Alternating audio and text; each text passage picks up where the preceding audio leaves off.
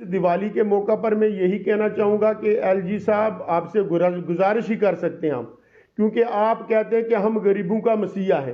तो अगर daily Vaser गरीब नहीं है तो फिर वो गरीब कौन है? मुझे उस गरीब का नाम बता दो। फिर बड़े ब्यूरोक्रेट ही गरीब होंगे या पॉलिटिशियन?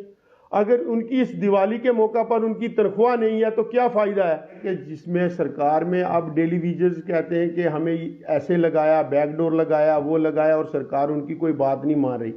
ये माना हमने कि डेली वेजर से उनको एक नाम दिया जाता है। जब कोई भी गवर्नमेंट होती है, वो कोई भी पॉलिसी फ्रेम करती है तो वो उसको कोई भी नाम दे सकती है। आज देखो, कल से मैं एक न्यूज़ देख रहा हूँ जिसमें भारत आटा का नाम दे दिया। अब कल जब वो हुकूमत चली जाएगी, उसको क्या बोलेंगे? ये भारत आटा गलत है। ये चीज़ कभी नहीं गलत हो सकती, ना कुछ भी। मैं यही कहता हूँ कि सरकार, उस वक्त की मौजूदा सरकार ने वो पॉलिसी बनाई, उसमें डेली वेजर लगाए, उसमें कॉन्ट्रैक्ट पर लगाए, अडाक पर लगाए।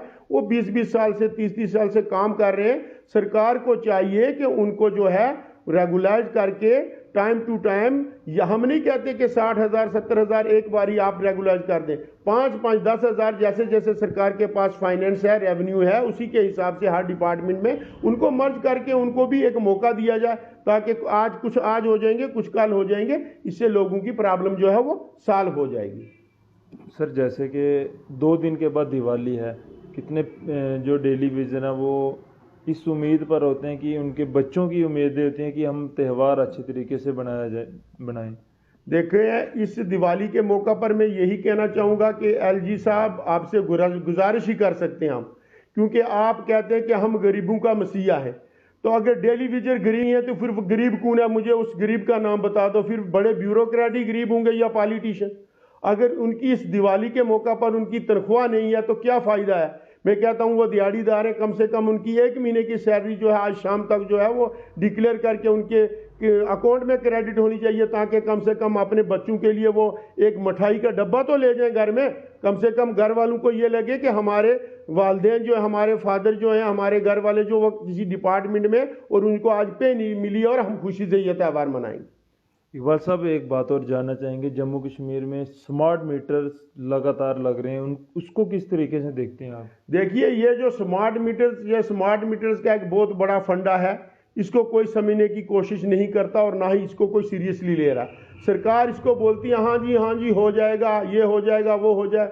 इसका होने का मतलब ये नहीं है। कल की सरकार आएगी, वो कोई और नाम से मीटर रख देगी।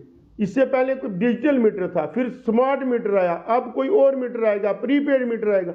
नाम बदलने से कुछ नहीं होगा। सीधी सी बात है कि आवाम जो है, आवाम को अगर आप ये चीज़ नहीं कर सकते, कम से कम आवाम को फ्लैट रेट कर दें 700-800 रुपया पर फैमिली के हिसाब से, तो उससे उनके कम से कम ये सोचें कि 800 रुपये में हमारा घर महीना चल जाएगा।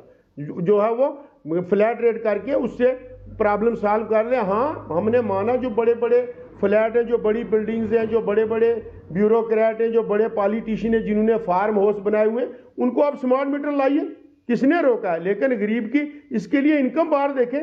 जिस आदमी की 500 रुपये इनकम होगी तो वो कैसे 5,000 बिजली का किराया देगा?